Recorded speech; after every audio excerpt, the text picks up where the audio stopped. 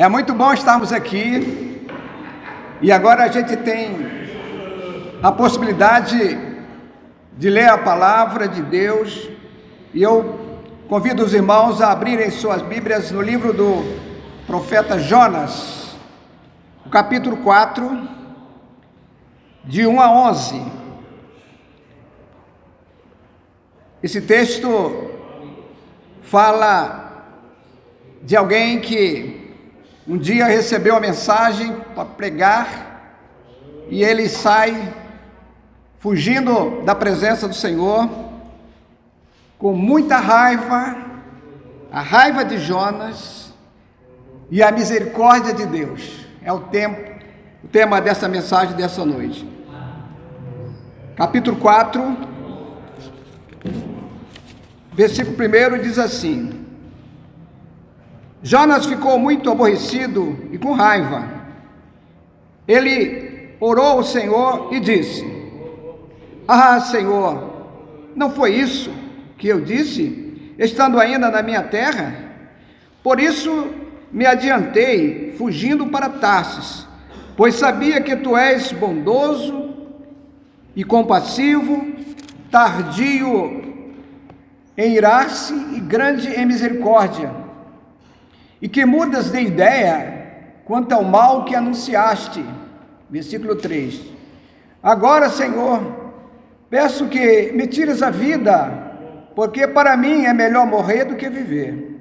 Versículo 4. E o Senhor disse: Você acha que é razoável essa sua raiva?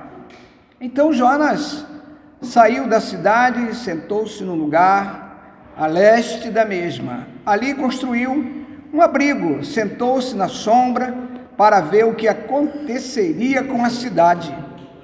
Então o Senhor Deus fez crescer uma planta por cima de Jonas, para que fizesse sombra sobre a sua cabeça, a fim de livrar do seu desconforto. E Jonas ficou muito contente por causa da planta. Versículo 7. Mas no dia seguinte, ao amanhecer, Deus enviou um verme que atacou a planta e ela secou. Versículo 8. Quando o sol nasceu, Deus fez soprar um vento leste muito quente. O sol bateu na cabeça de Jonas, de maneira que ele quase desmaiou. Então pediu para morrer, dizendo: Para mim é melhor morrer do que viver. Versículo 9. Então Deus perguntou a Jonas: Você acha que é razoável essa sua ira por causa da planta? Jonas respondeu: É tão razoável que até quero morrer. Versículo 10. O Senhor disse: Você tem compaixão da planta que não lhe custou nenhum trabalho? Você não a fez crescer. Numa noite ela nasceu e na noite seguinte desapareceu. Versículo 11. E você não acha que eu deveria ter muito mais compaixão da grande cidade de Nínive, em que há mais de 120 mil pessoas que não sabem distinguir entre a mão direita e a mão esquerda, e também muitos animais? Esse texto, na verdade, ele é muito bem explicativo, porque tudo isso aconteceu. E aqui a gente pode ver que, em resposta à pregação de Jonas, Nínive se arrependeu e Deus teve misericórdia e não destruiu a cidade durante aquela geração. Isso vai acontecer uns 100 anos depois, a cidade foi destruída. Mas aquela geração foi poupada porque se arrependeu.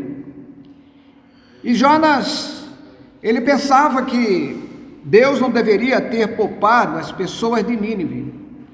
E por isso ele ficou, diz o texto, com raiva, ficou irado com o seu Deus. E aí a gente pode fazer as nossas especulações de e querer saber, né, qual foi a razão da raiva de Jonas. Por que ele ficou assim? E aí é um prato cheio para os teólogos, né? Eles gostam de pesquisar, né, pastor Santana? Eles vão ali procurando argumentos, e dentre tantos comentários sobre essa pergunta, a maioria pensa que o motivo da raiva de Jonas, porque ele tinha assim uma mágoa muito grande daquele povo. E Jonas ficou zangado porque Deus se compadeceu talvez de um dos maiores inimigos da nação de Israel. E a Bíblia vai mostrar nos diversos capítulos que eles eram um povo muito sanguinário, violento, e não poupava a vida de seus adversários. Então, Jonas não entendia porque Deus era tão bondoso com aquele povo e não destruiu, né? E talvez esse seja um dos grandes problemas, não somente do profeta, mas até mesmo do povo de Israel, até mesmo de muita gente que a gente conhece, que acha que Deus não deve ter uma mão leve contra os pecadores, e tem muita gente que às vezes torce para que Deus seja severo, seja carrasco com aqueles que o desobedecem. Então esse talvez seja o argumento de Jonas, né? Ele talvez não tinha uma ideia como nós temos hoje da grande misericórdia de Deus, um Deus que não é que volta atrás, mas que dá oportunidade para o arrependimento. Então ele ficou chateado por Deus não ter feito o que disse que iria fazer.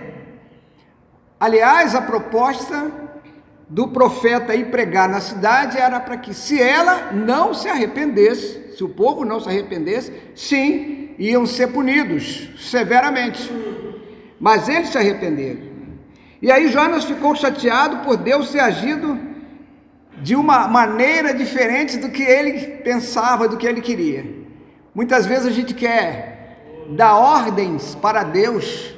Muitas vezes nós achamos que Deus pode ser manipulado por pensamentos humanos, né? Então, ele achava que os ninivitas não mereceriam nenhuma misericórdia da parte de Deus. Mas Jonas pediu que Deus tirasse a sua vida. E talvez ele tenha se esquecido que pouco tempo depois, antes dele ser despejado no mar, ele também orou pedindo misericórdia no ventre do grande peixe, e Deus teve misericórdia dele. Olha, depois que a gente passa por um período de turbulência, de uma coisa grave que mexe com a nossa saúde, quando a gente sai dali, a gente fica agradecido a Deus, a gente ora, muito obrigado, Senhor, mas a verdade é que com o tempo passa, logo a gente esquece de como Deus foi generoso com a gente, né? E eu penso que ele estava falando de uma maneira assim, quase que irracional. Talvez ele não tenha feito uma reflexão apurada do que realmente aconteceu naquela cidade. Será que ele pensou que a misericórdia de Deus não era para outros povos, era somente para o povo de Israel? Será que ele pensava que somente a nação de Israel merecia a graça e a bondade do Senhor? Então Jonas pede para o Senhor tirar a sua vida. E a Bíblia, ela tem exemplos semelhantes. Outro exemplo muito parecido é o de Elias.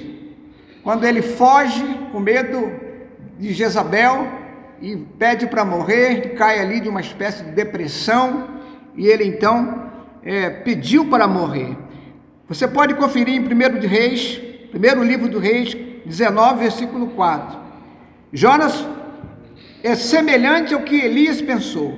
Ele foi para o deserto, caminhando um dia inteiro. Isso foi Elias. Por fim, ele sentou-se debaixo de um zimbro, sentiu vontade de morrer e orou: basta, Senhor, tira a minha vida, porque eu não sou melhor do que os meus pais. 1 Reis 19, versículo 4. Mas voltando ao texto aqui de Jonas, dá para a gente pensar, dá para a gente tirar uma lição para a nossa vida, porque é Deus quem sonda os nossos corações, e é Ele que vê aqueles que recebem a sua misericórdia. Irmãos, qualquer pessoa que você vê, por mais cruel que seja, por mais rebelde que seja, quando essa pessoa abre o seu coração, a Bíblia diz que o coração é como que fosse trocado, coração de maldade é transformado num coração bem abençoador. Mas se a gente pensar bem, Jonas não tinha o direito de ficar irado, pois tudo está no comando de Deus. É Deus que sabe de todas as coisas, Ele que sabe o que é melhor, né? Creio que o maior problema de Jonas foi o preconceito. Esse foi um problema. Talvez um orgulho próprio, ou até mesmo mau humor e ciúme, porque ele achava que Deus ia perdoar aquela nação e Deus também ia voltar suas bênçãos para aquela nação, e é algo que nos leva a reflexões. Essa atitude também pode nos atingir. Será que há crentes também que são orgulhosos? Vocês é que decidem, é que podem fazer. Há crentes preconceituosos, há crentes que têm ciúmes, há igrejas que se acham melhores do que as outras. Tem, não é verdade? Há crente que pensa que é melhor do que seu vizinho. Não, eu sou servo de Deus, sou melhor do que esse cara aí do lado, lá de cá, da sua casa, da sua vida, né? Muitas vezes nós somos parecidos, semelhantes a essa atitude de Jonas, né? Há algum tempo atrás, eu ouvi em uma revista um relato de um secretário da Convenção Batista Brasileira que foi visitar as igrejas, como sempre eles fazem, e chegou numa igreja pequena no interior do Brasil, e ele ali começou a falar que eles podiam convidar os vizinhos e crescer, porque era um grupo tão pequeno. Uma irmã se levantou e disse: secretário, a gente não quer isso aqui não, a gente aqui tem uma amizade tão boa, vem esse pessoal para cá com mau costume, vai tumultuar aqui o nosso ambiente, né? Olha, isso acontece porque a gente acha que somos melhores do que os outros. Então esse texto, ele nos faz pensar também na nossa atitude, vivendo em dias tão diferentes como aquele profeta viveu no passado. O que algumas vezes você já fez ou você faz quando fica com raiva? Você algumas vezes já ficou aborrecido com Deus? Às vezes, problemas que acontecem, a gente ora e parece que Deus não responde imediatamente. Tem pessoas que ficam bravas e tomam a atitude de querer colocar Deus à prova. Grande besteira, isso não vale a pena, né? E às vezes, coisas mesmo que nós pensamos que podemos mudar. Tem gente que não está nada satisfeito com a sua aparência e até pergunta: por que Deus me fez assim? Por que não nasci um pouco melhor, mais bonito, mais bonita, né? Mas isso, nós somos sempre insatisfeitos. Foi feita uma pesquisa nos Estados Unidos com as estrelas de cinema, os astros de cinema, gente, sabe, muito bajulada, gente muito, assim, famosa, e descobriram que, em pesquisas, eles não estavam satisfeitos com a sua aparência, e isso é muito comum a gente ver. Quem tem uma granazinha faz tanta plástica que depois vira parecendo um extraterrestre, né? Tem gente que faz tantas plásticas e nunca parece que está satisfeito, né? A verdade é que muitas vezes nós estamos infelizes nesta vida com algumas coisas, e aí a gente, mesmo sem querer, sem pensar, sem refletir, a gente culpa a Deus. E exatamente foi a atitude desse profeta. É notório, claro, que Jonas não se importava nem um pouquinho com as pessoas daquela cidade. Ele queria mesmo que Deus detonasse, destruísse aquela cidade. Mas também a gente precisa pensar: quem você tem dificuldades de aceitar como sua amiga, como seu amigo, de conviver com aquela pessoa? E aí a gente pode colocar uma gama enorme de dificuldades que a gente encontra por aí. Muita gente não consegue, sabe, se adaptar a isso. Pessoas que têm uma religião diferente, muitas vezes a gente não quer nem papo com ela, se afasta dessas pessoas, né? Pessoas de uma denominação diferente, e às vezes a gente vê isso de uma forma tão transparente. Eu me lembro, faz algum tempo, né? Hoje eu estou de cabelo branco, mas tempo de criança eu presenciei uma coisa muito desagradável. Naquela época, uma denominação diferente veio para aquela pequena cidade, 2.000 e poucos habitantes, uma igreja batista centenária, outra igreja presbiteriana.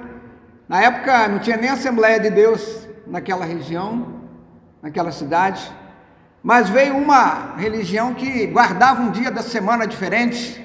Vocês podem até descobrir quem são, né? E em vez de ir nas casas dos que não tinham o evangelho, iam na casa dos crentes, cada um deles, e pregava dizendo: olha, vocês estão errados, vocês estão guardando o dia da semana errada. E provavelmente naquela época eles diziam: vocês não estão certos com a Bíblia e tal. E aquilo trouxe uma grande confusão naquelas duas igrejas daquela cidade, né? A gente também, e muita gente tem dificuldade em conviver com pessoas de diferentes classes sociais. Tem gente que às vezes pega briga feia, fica zangado com o outro, porque tem uma corrente ideológica diferente, torce para um partido diferente. Isso tem acontecido até no seio das igrejas, pessoas que brigam por política, que na verdade, se a gente fizer uma avaliação, são todos iguais, todos iguais.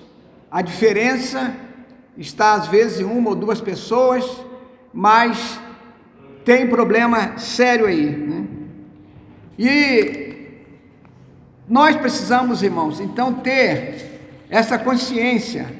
Quando a gente lê um texto como esse e fazemos as nossas avaliações, podemos até criticar a atitude de Jonas, mas quem sabe nós também temos pecado nesse sentido, e não aceitar as pessoas e não procurar trazê-las para o reino de Deus.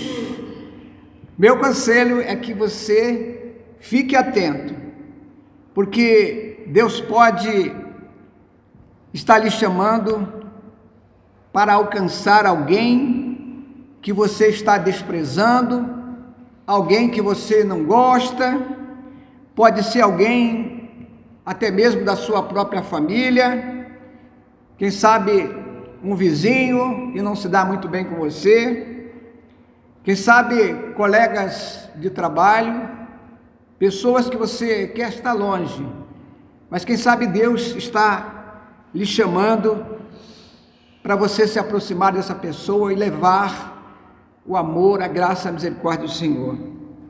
Nós temos que ter o cuidado, a grande preocupação de não tentar diminuir, limitar a misericórdia de Deus em relação aos outros que ainda não se converteram.